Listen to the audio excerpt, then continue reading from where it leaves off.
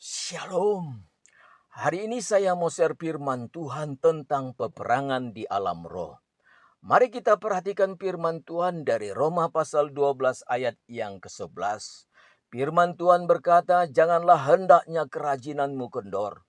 Biarlah rohmu menyala-nyala dan layanilah Tuhan." Kalau dalam Alkitab versi mudah dibaca dikatakan, "Jangan malas apabila kamu harus bekerja bagi Tuhan. Bangkitkan semangat rohanimu untuk melayani Tuhan." Arti dari firman Tuhan ini adalah kerajinan yang kendor dalam melayani Tuhan atau kemalasan ini harus kita antisipasi. Kalau kita tidak mengantisipasinya, nanti bisa menggagalkan tujuan kita. Tujuan untuk diberkati Tuhan gagal, tujuan untuk menjadi saksi Tuhan gagal, tujuan untuk ke sorga gagal, bahkan semua tujuan dan rencana kita bisa gagal.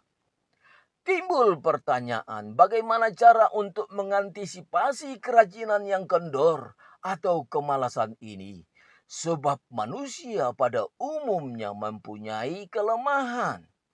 Cara mengantisipasinya ada dua hal. Yang pertama adalah doa.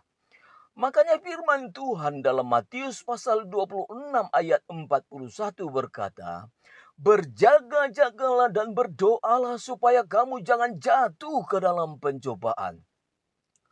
Roh memang penurut, tetapi daging lemah." Arti dari firman Tuhan ini adalah, kalau kita tidak mau jatuh atau tidak mau gagal, kita harus rajin berdoa. Setiap hari kita harus berdoa, tidak boleh tidak. Jangan pernah kita melewati sehari pun tanpa berdoa. Coba perhatikan, apabila satu negara berperang melawan satu negara, selalu yang dihancurkan terlebih dahulu adalah alat-alat komunikasi. Kalau alat-alat komunikasi ini sudah dihancurkan, berarti negara itu sudah kalah dalam medan peperangan. Demikian juga dalam peperangan di alam roh. Iblis itu akan berusaha menghancurkan roh suka berdoa dari kehidupan umat Tuhan. Dengan cara bagaimana iblis menghancurkannya? Terkadang iblis itu membuat kita mengantuk, tidak bisa berdoa. Terkadang dia buat kita nggak bisa bangun. Terkadang dia buat kita malas. Terkadang dia buat kita repot dan lain-lain. Kalau doa kepada Tuhan sudah terputus, berarti kita sudah kalah dalam peperangan di alam roh. Kalau peperangan di alam roh ini kalah, itu yang membuat umat Tuhan ada yang menjadi lemah, ada yang meninggalkan Tuhan, ada yang mundur, dan ada yang murtad. Itu sebabnya setiap umat Tuhan harus memperhatikan tentang doa ini dengan serius dan melakukannya dengan disiplin. Kalau umat Tuhan mau berkemenangan di dalam Tuhan, doa kita kepada Tuhan tidak boleh terputus. Kalau doa kita terputus, maka kita akan jatuh ke dalam pencobaan. Sebab letak kekuatan kita ada di dalam doa. Yang kedua adalah firman Tuhan. Setiap hari umat Tuhan harus rajin membaca firman Tuhan. Tidak boleh tidak. Sebab satu-satunya makanan kerohanian kita adalah firman Tuhan. Makanya firman Tuhan dalam Roma pasal 10 ayat 17 berkata, "Iman timbul dari pendengaran dan pendengaran oleh firman Kristus." Artinya apa? Kalau kita membaca atau mendengar firman Tuhan, iman kita pasti timbul atau bertumbuh.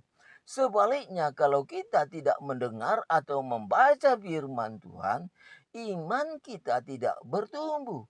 Dan kalau kita tidak beriman, bagaimana kita mau menang menghadapi badai masalah? Saya memperhatikan setiap umat Tuhan yang suka berdoa dan yang rajin membaca firman Tuhan. selalu kuat dan menang dalam menghadapi badai masalah.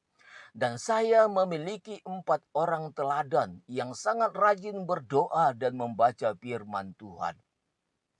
Dan keempat-empatnya sampai tutup mata, mereka melayani Tuhan dengan setia dan bersemangat. 2 tokoh ini adalah hamba Tuhan. Dan kedua hamba Tuhan ini setiap kali mereka berkhotbah selalu mengingatkan jemaat Tuhan untuk rajin berdoa dan membaca firman Tuhan. Dan 2 tokoh lagi adalah nenek saya dan orang tua saya. Setiap hari saya melihat nenek saya dan orang tua saya pagi-pagi sudah bangun, yang mereka lakukan adalah berdoa dan membaca Alkitab. Dan mereka melakukan itu setiap hari sampai mereka tutup usia. Dan yang menjadi kesaksian nyata yang saya lihat adalah sampai mereka tutup mata, mereka melayani Tuhan dengan setia. Dan roh mereka menyala-nyala melayani Tuhan. Yang terakhir, ketika saya menjadi hamba Tuhan, saya pun mencontoh keempat tokoh ini. Setiap hari saya berdoa 1 jam. Dan setiap hari saya membaca Alkitab 3 pasal sampai 5 pasal 1 hari. Dan hasilnya saya melihat seberat apapun tantangan yang saya hadapi dalam melayani Tuhan, saya bisa melewatinya dengan bersyukur dan selalu bersukacita di dalam Tuhan dan bersemangat. Jangan lupa like, subscribe, subscribe, tekan sekarang juga ya tekan sekarang juga ya tombol merah.